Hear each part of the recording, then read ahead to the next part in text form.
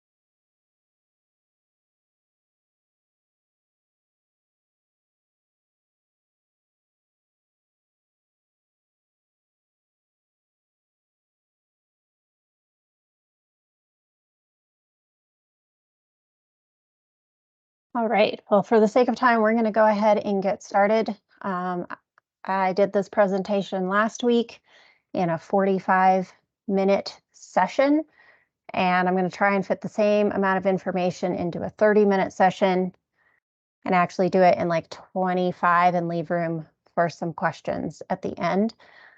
Everyone is on mute and we are recording the session. At the end, when we get to the question and answer time, we will take you off mute and allow you to ask any questions that you have. So welcome to today, the ABCs of Quad O, methane management. In our last webinar, we went over M3, which is the management, measurement, and monetization of methane, and is a combination of 3 different rules that are going on currently with the Inflation Reduction Act, the mandatory reporting rule for subpart W, and then the Quad O rules. And so today is focused primarily on the ABCs of Quad O and how that is affecting the management of methane. We're going to take a brief look back at where the Quad O's started. The very first one was adopted in 2012, and this was originally to regulate VOCs, and it was the first time a rule touched everything at a facility from inlet to outlet. So definitely a new sort of rule that came into play for the oil and gas industry. It was then amended in 2016 in conjunction with the adoption of Quad OA. Still just a VOC rule and primarily requiring reductions and controls on equipment at oil and gas. Quad OA was originally adopted, as I just mentioned, in 2016, and it was originally, as proposed, supposed to be a VOC rule as well, but introduced fugitive emissions monitoring and some other requirements around well completions. But when it went final, it also included greenhouse gases in the rule. And so it became a VOC and greenhouse gas rule. It was amended in 2018 and added in some verbiage for states that had rules that were equal to or more stringent than Quad OA, that if you were compliant with those state rules, you were in compliance with Quad OA. It was amended again in 2020 with the policy and the technical amendments under the Trump administration. The policy amendments took out the greenhouse gas as a part of the rule, and it also removed the transmission and storage sector from that rule. And then the technical amendments addressed some things about frequency of inspections and some other aspects like that. But then in 2021, through a Congressional Review Act under the Biden administration, the policy amendments were rescinded, which in essence means it's as if they never existed. And this created a lot of issues because the policy amendments were adopted one day before the technical amendments were. And so it left some of the technical amendments in limbo because the greenhouse gases came right back into the rule. Because in essence, we are operating under the 2018 rule at that point, and the transmission and storage sector came back into the rule. And so the technical amendments did not apply to the greenhouse gas portion of the rule, and it did not apply to the transmission and storage sector. So it made a big mess of it. So there's yet another round of amendments proposed that came out in 2021 that are going to clean things up with the Quad OA rule and harmonize things between 2018 and the technical amendments. And then we have Quad OB and Quad OC. This is where we get the A, B, Cs from. Quad OB was initially proposed in November of 2021 as a preamble. There was not actual formal rule text. And same with Quad OC. Both of those came out at the same time in November of 2021. In November of 2022, we did see some formal supplementary rule text published in the Federal Register for public comment. And that public comment ended the beginning of this year in February. And now we're waiting for those rules to go final. EPA has made it clear that they fully expect that they will be final in 2023. So taking a look across all of the different quados, the ABCs, you can see here we've got over on this side, on the left-hand side, starting with Quad O and then Quad OA and then Quad O B and C, and it shows the effective trigger dates for those. And then on the right-hand side, a similar thing showing the pollutant targets of those. And as I mentioned, B and C are yet to go final. So we're going to take a quick look at what does Quad OA regulate compared to B and C. And so this is the list of what's considered an affected facility and the different segments that are subject to Quad O and the requirements that are there. And then when I flip over to Quad OB, you're going to see that we now have additional things that are considered an affected facility, and things are expanded out across the different segments that are regulated. Quad OB is going to apply to anything that is constructed, reconstructed, or modified after November 15th, 2021. So when the EPA published that preamble in 2021, that was the save the date, if you will, for this rule. And they're going to reach back when it goes final, and everything that has been constructed, reconstructed, or modified after November 15th, 2021 will be subject to the new rule. And then we'll flip over to now look at Quad OC. Quad OC is unique because it is not an NSPS. It's not a new source performance standard. It will be an emissions guideline that will be required to be implemented through a state implementation plan, similar to how non-attainment rules are required to be implemented.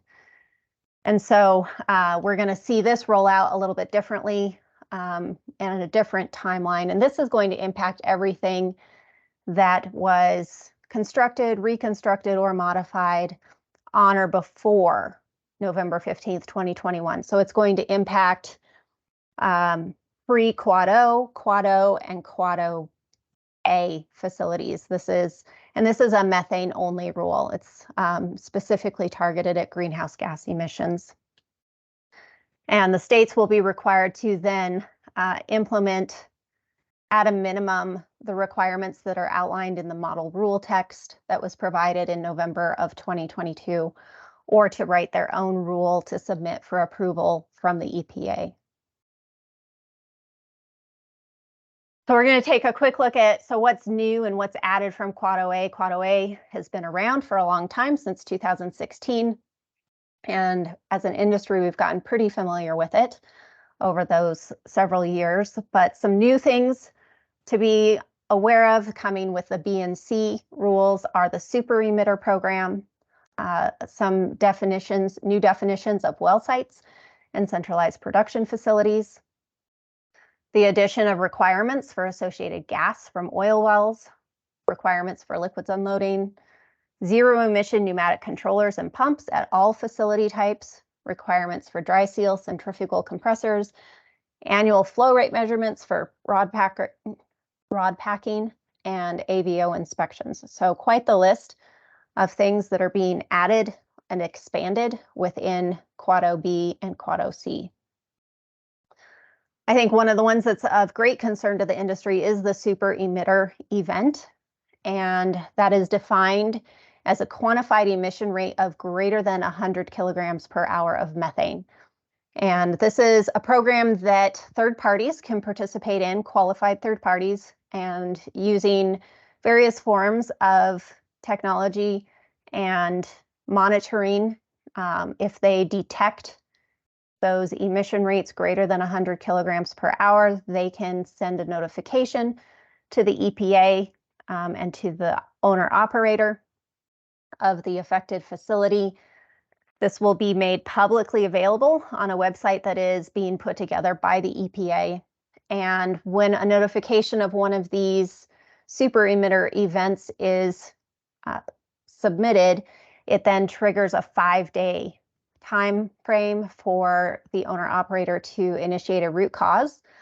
And then they will have 10 days from notification to at least complete an initial corrective action, if not fixing it completely.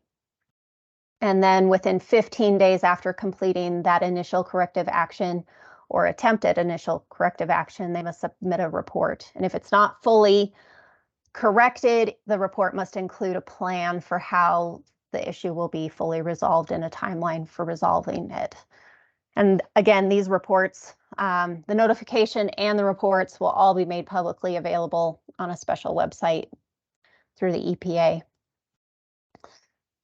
There's also a lot of new definitions in Quad OB and C. One of the key ones being a centralized production facility.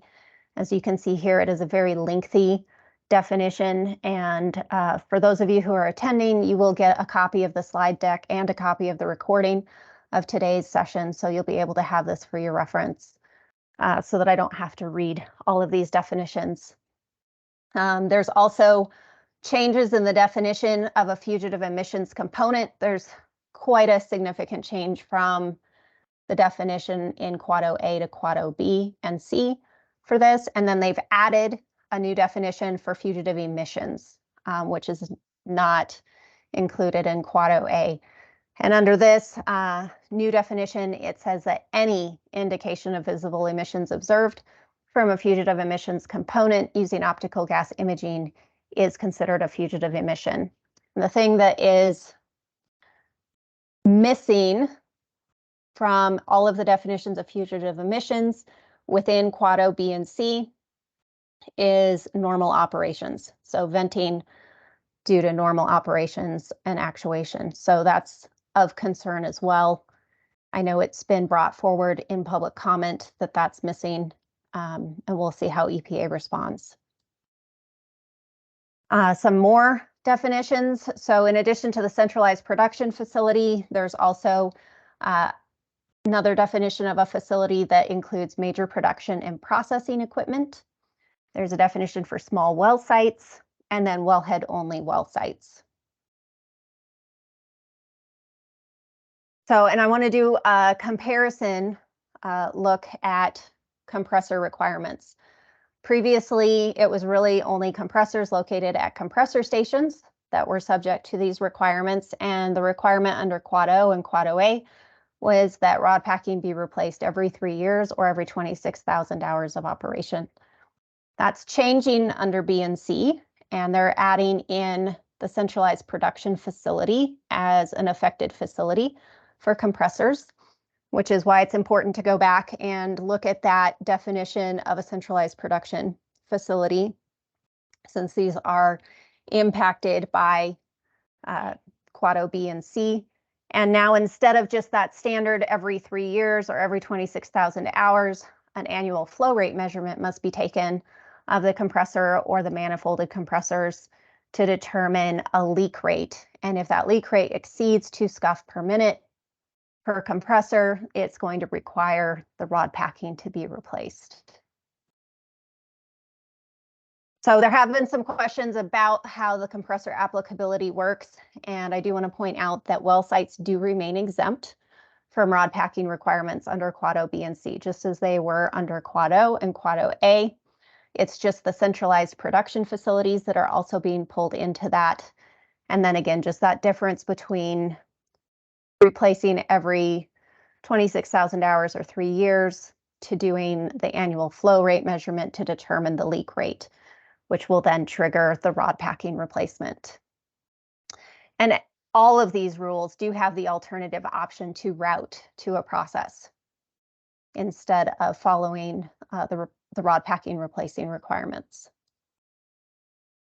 So, and then another really big one for the industry that is probably going to provide some of the biggest challenges are the changes to the pneumatic requirements. Currently, under Quad O and Quad O-A, the only facilities that are required to have zero VOC emissions are natural gas processing plants. And all other facility types could have less than 6 scuff per hour emission rate, whether it was a high bleed or a low bleed or an intermittent bleed pneumatic controller. And the big change that we're seeing is as you look under the columns in B and C is it doesn't matter what your facility type is, they are going to zero emissions from pneumatic controllers. And then more specifically, it states under pneumatic pumps must not be powered by natural gas. So we're going to be seeing a lot of creative solutions being brought into the field to handle this, whether it's instrument air, electrification, routing it, containing it so that everything is a non-emitting controller. And I think, part of the challenge too here is the fact that Quad O-B is going to reach back to everything that was set from November 15th, 2021 and forward. And so while we have a long timeline with Quad O-C, there are a number of facilities and equipment that's going to be impacted within 60 days of the rule going final for under Quad O-B. Fugitive emissions monitoring, that's still a thing continuing under B and C at newer and more frequent frequencies. So increased frequencies. You can see it was just messy to try and compare Quad O and Quad O-A to B and C because of the changes in the facility types. And so I think the most important thing is to take a look at the far right columns where you can see based on the new facility types what the frequency of inspection is. They have brought in AVO requirements across all facility types, which was not the case in Quad O and Quad O-A. It was just for very specific facilities that triggered based on the tank battery.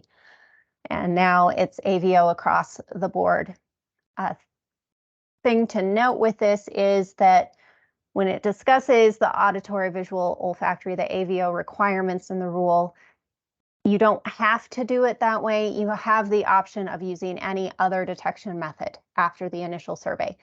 So if you look at like a well site with major production processing equipment where you have a bi-monthly AVO and a quarterly OGI, OGI is another detection method and can be used in place of AVO. And so if you wanted to simplify your schedule, you could just go with bi-monthly OGI as opposed to trying to juggle a bi-monthly AVO and a quarterly OGI schedule.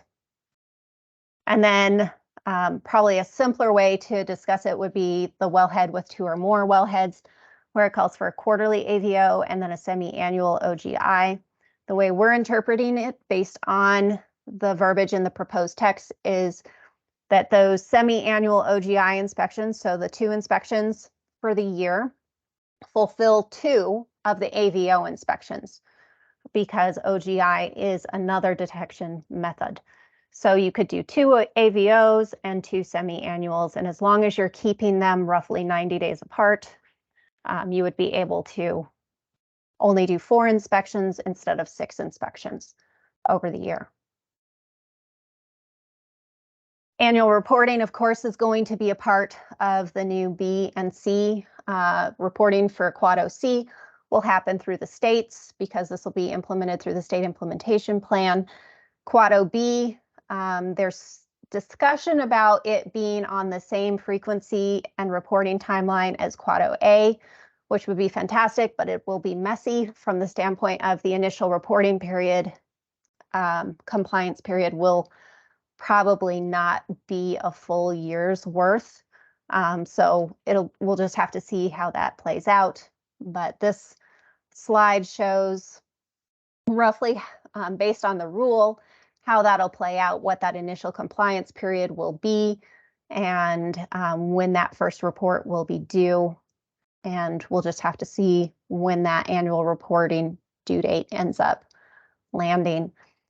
The annual report for Quad OB is going to be similar to Quad OA, but it will be bigger because they've added in liquids unloading requirements. They've added in gas capture from oil wells and the super emitter program. So there's changes to the rule that have expanded the rule, and you're going to see an expanded reporting template for Quad OB. And there is currently not a template for public comment, so we'll have as yet to see what that looks like. So a timeline. You can see first couple of columns are what's already in effect. We've done a what if for Quad OB and C based on just following the logic in the proposed rules that if Quad OB were adopted on July 1st, it would become effective on August 30th.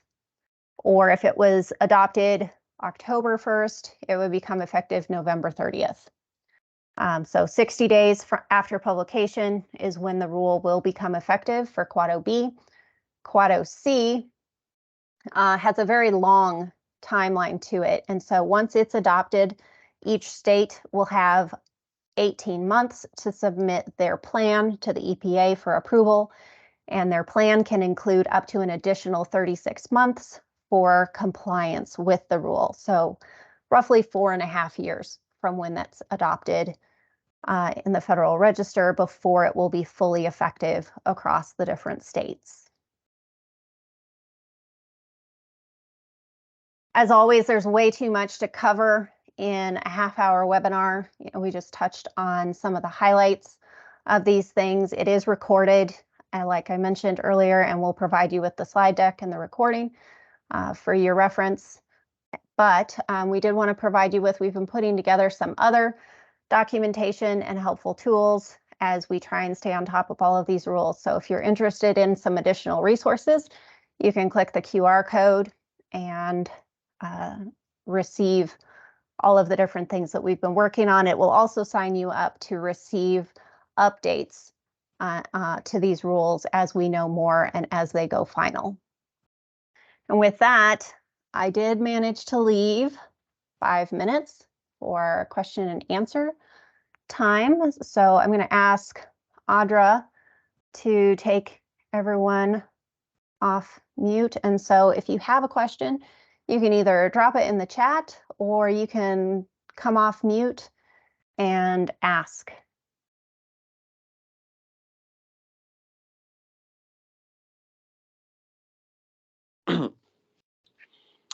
Hey, can you hear me? Yes. Hey, this is Lance with LR Busters. We actually spoke with you guys a good bit, in the past. I don't know if you remember us, but I was looking forward to seeing your seminar today. Unfortunately, I got tied up with other business today. I came in the last 5 minutes or so, unfortunately.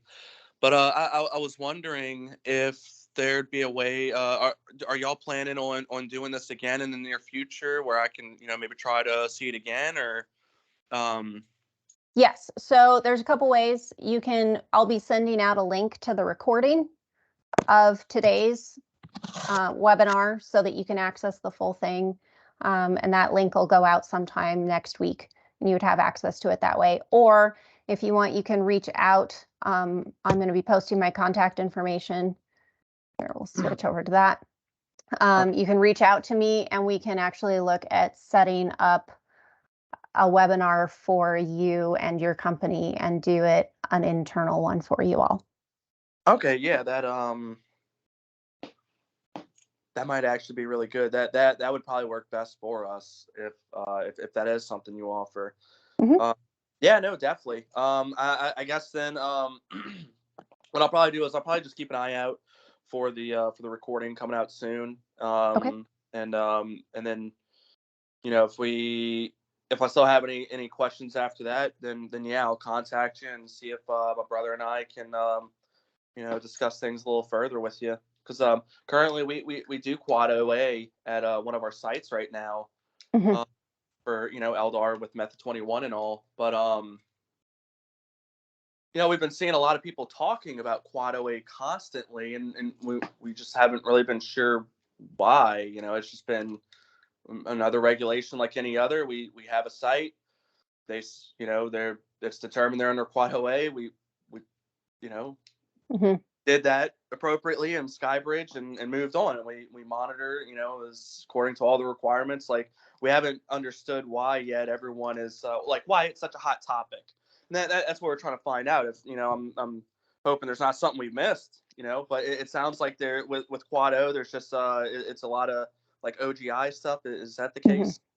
So I think the bigger thing is not the Quad OA, but more so the proposed Quad OB and C. Mm-hmm. And then the Appendix K, which would apply to gas processing plants, and how OGI is performed at a gas processing plant, which is going to be different from how OGI is done on a well site or a compressor station. Okay, I gotcha. Okay. Yeah, it's still very good to know. We're very soon we're going to be getting into OGI. We got somebody that does it for us right now. Someone we work with, but as we begin building that department, that'd be a good thing to know. Is any big changes in OGI, how it's done, and all Mhm. that. So Yes. yeah, no, I definitely look forward to seeing the recording. And again, I'm sorry I couldn't make it on time. No worries. I know a lot of people couldn't make it today because they're at the 4C, and so they're relying on the Yeah. recording to watch afterwards. So Yeah. Yeah, 4C that'll do it. yeah. A lot of people this year 4C. Yeah. So Any other questions before we wrap up? not from me. I don't have anything for you. I appreciate it though. Thank you.